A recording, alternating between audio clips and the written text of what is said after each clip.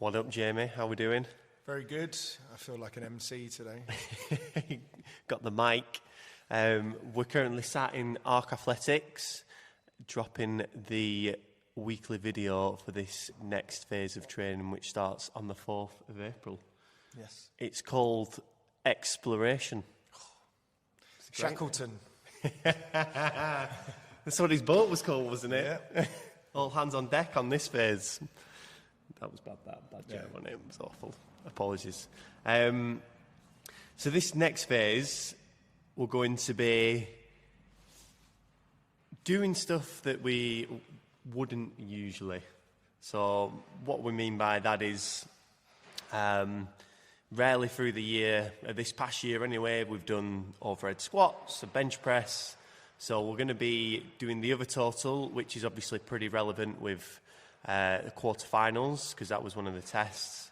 So we're going to do that and put that into the class program. Yeah, I'm excited about that. I think that I like the relevancy of it from a fan of the sport rather than being a competitor in the sport. I always like to watch my peers do things and then get you guys to kind of have a go and do it as well is always good fun. Not a matter of comparing scores, but at the end of the day, people want to do what everyone else is doing. Yeah. So I think it's good to have that in there. With doing the overhead squat on the bench press as well, bench press, summer's coming, so some people will be loving doing a bit of bench there. For the overhead squat, I've said this to Jamie before, but when I've done a few of the snatch workshops, I found that a lot of people do tend to have the mobility now to get into the bottom of a snatch or an overhead squat, but they struggle with the stability, so they kind of lock up before they get into that bottom position. Even though with an empty bar in the warm-up, they can get there. So doing some overhead squat work will obviously help with that, and it's just some easy wins as well. We've not done these movements for a sustained period, in previous phases. Yeah, I definitely think with that overhead squat, building confidence as well. Obviously, we know the speed of the snatch can potentially cause the issue in people stabilising at that bottom position. So this slowing down phase might allow some people that don't have access to it to get access to it. So kind of looking forward to seeing how that pans out as well. Awesome.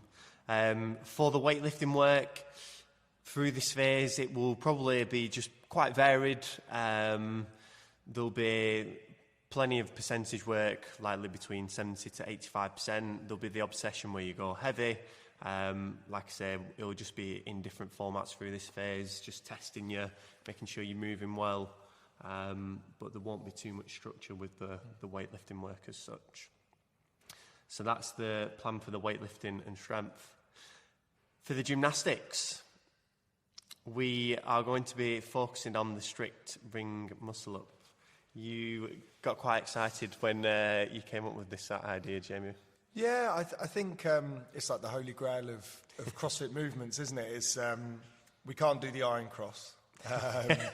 So it's one of those ones that if people show the technical attributes and raw strength to be able to do this, it will transfer over to kipping, whereas being able to do kipping ring muscle-ups doesn't always transfer over the other way. So it sits really nicely in the current shape of where our season is. So we can look at some strict pulling strength. We've done quite a lot of work on kind of defining the different levels with full script, without full script. So it kind of, we've got a bit of a level for everyone to kind of get in and get some improvement on it. Yeah, I think as well, we got a message this morning from Industry 13 saying a lot of people on bar muscle-ups at the moment are getting really good kind of hips to bar. Like obviously the kips really improved this past year, but just struggling with the transition. And obviously this work will carry over to the bar muscle-up as well. And getting really strong through that transition will both help for ring and bar muscle-up work. So, yeah, it'll be kind of really good to see the passover when we get back to doing some more bar muscle-ups again. Yeah. For kipping gymnastics, again, there won't be too much structure here, but coaching-wise, it's just placing focus on good quality reps. For example, straight leg toes to bar, trying to do them as efficiently as possible, and same for all the other gymnastic movements. So you're keeping a triangle with handstand push-ups. They'll be in our workouts. Yeah. So don't think just because our focus is strict during muscle up that you won't see any kipping in this phase. I think we'll talk about it in a second. There will be some kipping in our longer benchmark workout. So don't worry, you won't miss out on any of the kipping gains either. Yeah, world class basics on the kipping gymnastics and the weightlifting work. Let's get on to the engine conditioning capacity work. So obviously, again, in the class program, we don't put hero workouts in there too much, but we thought it'd be quite good to put in hero work as a bit of as our tester really. Yep. And we'll put in the hero workout Rene, which is 7 rounds of a 400-meter run, 21 lunges, 15 pull-ups, 9 burpees. There's a 40-minute cap on it. I've done it with a weighted vest before when I was pretty fit, and I did that in roughly around 30 minutes. So I probably would be expecting maybe similar from members, maybe a little bit faster without a weighted vest, to give you a bit of an idea there. But it's a good test. You know, there's some low-skill gymnastic work in there that shouldn't really slow people down too much, but it's going to be a longer workout that again, when you're working for the whole time, we don't do too much in the class plan. Yeah, I think we tend to stay between the goalposts on CrossFit gets the best bang for its buck on an hour a day, between 6 to 12 minutes for lots of our workouts. And I think this is a good opportunity to go a little bit longer. For some people, this is a great time to start to develop their running ability. We're coming into a warmer period, so running will feel... I know the last couple of weeks we've had some running in, and the members have been like really excited to kind of get out, get in the fresh air. So this will kind of be a nice, good theme as we run through. It usually fits quite well as well. A lot of people kind of late spring, during the summer, do 10Ks, half marathons, all that other kind of stuff. So again, just more running kind of fits in with, you know, what people tend to do throughout this period of the year as well. For the other kind of conditioning sessions as well, we'll just make sure we kind of touch on all the different elements. So I expect, you know, long, slow work, short, sprinty work, and all the threshold work in between as well, really. There'll be the odd technique session in there as well. We'll go into, we've already messaged Cam Nicol from Rowing Wad. He's going to be sending us sessions to be putting in the plan as well. So that'd be quite cool to awesome have them in. Definitely. Going into some of the specifics of the week and just kind of going into that. So, like I said, with the weightlifting work, we start Monday off with some high hang cleans. Yep. Again, this is something that we've not put in too much before, a high hang clean really. Yep. So for the coaches, it could be something that they're not too familiar with, so maybe not quite as confident with as usual. Is there anything that you would suggest for working, you know, teaching the high hang clean coaching? Yeah. I think where you start your progressions from is going to be really, really important. If you notice, we put in the notes, we put every drill is from the hang. It's just getting people to understand the difference between the high hang and the hang clean. The high hang clean, we want to stay a little bit more upright. We just want to have a little dip in our legs and our hips to kind of generate that small bend, as opposed to tipping forward, sliding right down to just above the knee from the hang. So maybe a couple of minutes, certainly for week one, just drilling the difference between the two will be a good way for a more basic member to understand the difference, because ultimately your ability to learn comes down to what you feel confident knowing. If you don't know what you're doing, you're less likely to be able to do it, as opposed to knowing the difference, knowing the word differences makes a big difference in my eyes. Yeah, for sure. I think some similar weightlifting is on the JST athlete plan as well. So again, if there are any competitors in your gym who again are a bit more unfamiliar with the high hang clean, it's a good session to get them in there. And like Jamie said, you know, being confident as a coach, you should be looking into the differences between the high hang and the hang clean. Specific cues for them. The workout after, pretty simple, just one dumbbell.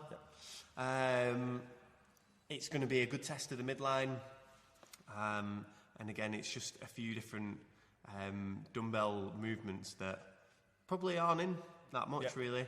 Like a dumbbell single arm squat clean. Yep. We put some notes in there about starting the dumbbell on the ground on the outside of the foot as well. So we've got that kind of oblique based stabilization, which a lot of members won't have touched on. I know if you double dumbbell, it's actually sometimes can feel a lot easier than a single dumbbell, even though it's overall heavier. And then you've got like the secret leg work in between. We've got some box step overs and you've got some of those reverse lunges. So don't worry, your legs are going to be well and truly lit up when doing this dumbbell work. Yeah, and obviously, like Jamie said, with the oblique, with testing the obliques more, if you've got a stronger core, that's going to pass on to, you know, our strength work as well, with the overhead squat and the bench press as well. On to Tuesday, we've got our gymnastic test. So this is where we're going to test the strict ring muscle up and the strict ring dip. Now, we've given, like you said before, quite a few scales for this. Yep. And we're going to be videoing a specific warm-up that you can take members through week upon week, and something that you can repeat. Yep. Is there anything specific you want to touch on? Yeah, I think with the gymnastics tests, it's about establishing the best possible level to start at, or scale, whatever word you want to use. So we provided a lot in here. If we think of the pinnacle being strict ring muscle up, then we've got strict chest to ring pull up using a full script, strict ring pull up using a full script, and then we go to full script foot elevated ring row. So we did these back when we were looking at the ring muscle up earlier, and they got a lot of traction, but we didn't use the full script in there. So this time we've clearly defined the difference. If you do have members that can't maintain the full script, educate them on it, get them to practice it, but then when it comes down to the actual work, get them to do it with a regular hand position. But their progression would be to not get a pull-up without full script, it would be to get a ring row within the full script. On the dips, we've kind of covered the same progressions: strict ring dip, foot on the box ring dips, okay, then feet on the floor ring dips, and then box dips, the kind of circuit training style one, but again, maintaining that level of detail. And it's not always the one that you can do one rep on is the one that you can get the most benefit from. Yeah. It's finding something that along the program we'll be advising what rep schemes to be dropping into, so making sure you're there. Mm-hmm. I think that's important, making sure you get enough volume on the movement to, you know, get the stimulus that they want. If people are only getting 1 to 3 reps and they're only getting, you know, 3 sets of 5 in each week, will that be enough? Maybe, but we probably want closer to maybe that 20 to 30 rep range across all the sets going forward. So bear that in mind when doing these strict ring muscle up tests, strict ring dip tests.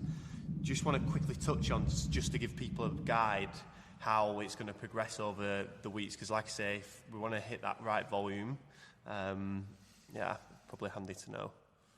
Yeah, I think when we're looking at progressing these, we'll put them in lots of different formats. I think the EMOM format is something that we'll use quite a bit. We know it's tried and tested. Mm-hmm. With strict work, we potentially might need a slightly longer rest period in between. So again, we might put it into more of a strength circuit. So we might have some of this with some midline work kind of dotted in between. So you'll see a couple of nice variations to play around with. Give us feedback on the ones you enjoyed, or if you feel like it was a bit slow, a bit too fast, and all that kind of stuff in between. So we'll try some new formats out to keep everybody guessing. Yeah, cool. For the workout, again, similar to this week's workout where it's just go. Yeah. From the get-go, unbroken all the way through on the kettlebell, and really push that run. Yeah. I put the run last on purpose. I'm a horrible person, I apologise in advance. It's one of those ones that sometimes the run is good for creating fatigue on the movement. So this is born off of the workout Helen, which is one of my favourite workouts to kind of get people intense workout when they're in there. I put it the other way around, so then you can really focus on being unbroken, certainly on the first round. And you kind of, your first round's free in terms of there's no run fatigue at the start. And then also it leaves that ability to then really, really push that final run, knowing there's nothing left. Normally within the workout Helen, what tends to happen is you use the last run as a gauge to see how fast you're going to go. Yeah. Whereas this one, there's no gauge. You've got 400 left. If there's a guy 10 metres or a girl 10 metres in front of you, the goal is for them to be behind you by the time you get back. Yeah, for sure. Scary times, that. It is scary times. For the weightlifting on Wednesday, we've got power snatch, but also broad jumps as well. This should help prep you nicely for the workout after, which again is a quarterfinals workout that we thought would be pretty cool to put in the class program.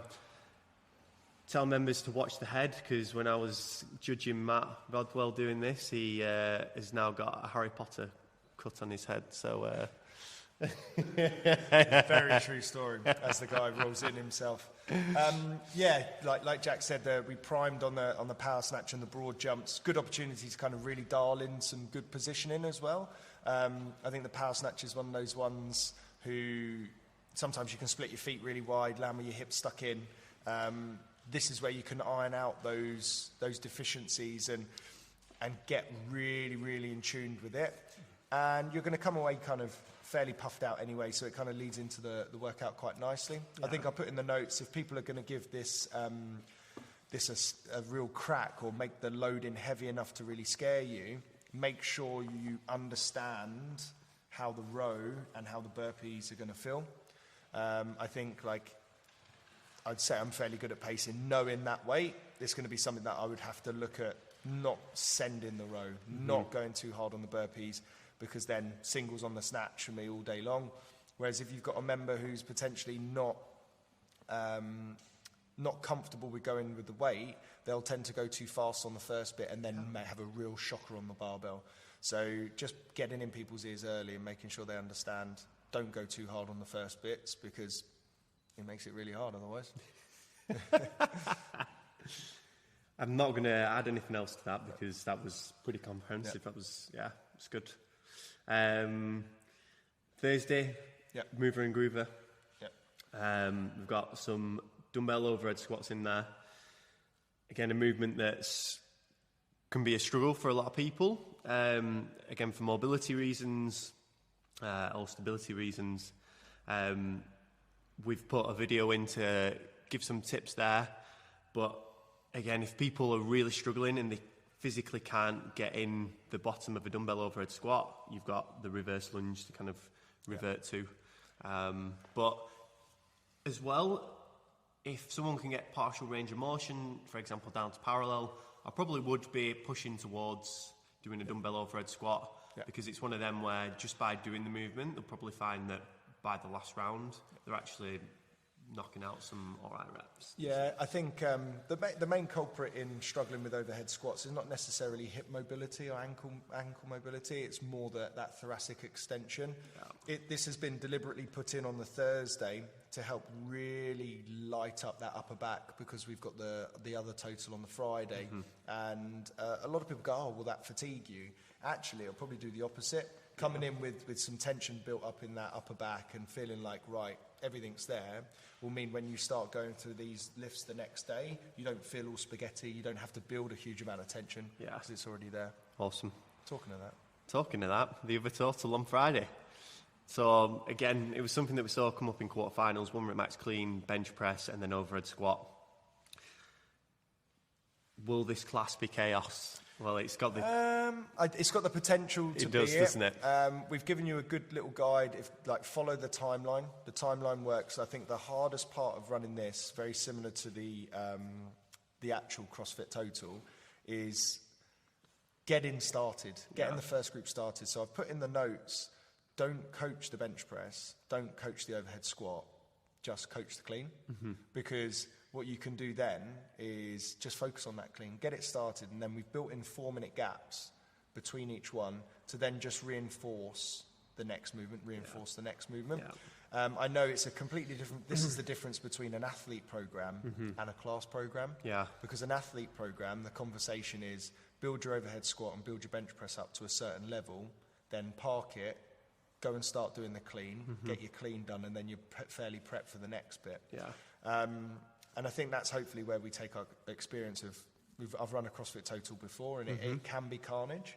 But I think if you're just on it from the start and you get into that clean early enough, 12 minutes is loads of time. You don't need 12 minutes to max out in a clean. I think a lot of people could probably get there in 8 to 10, but same thing applies to the bench press. If you want to skew the timings and everyone's maxed out their bench after 6 minutes and you want more time on the overhead squat, good idea. Go for it. Yeah. Go for it. These are timings that can be adjusted.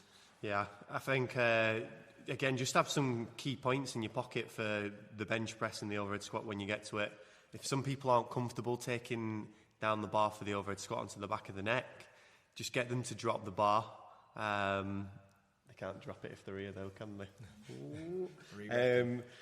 Because there'll be the opportunity over the coming weeks to learn how to re-rack the bar properly and jerk the bar overhead, and how best to do the overhead squat, which again will come from, we test this, we get better at knowing how to get the bar overhead, how to bring it down. Obviously, doing the movement more, we'll get used to it more, we'll get stronger. We retest, we'll obviously get better. So,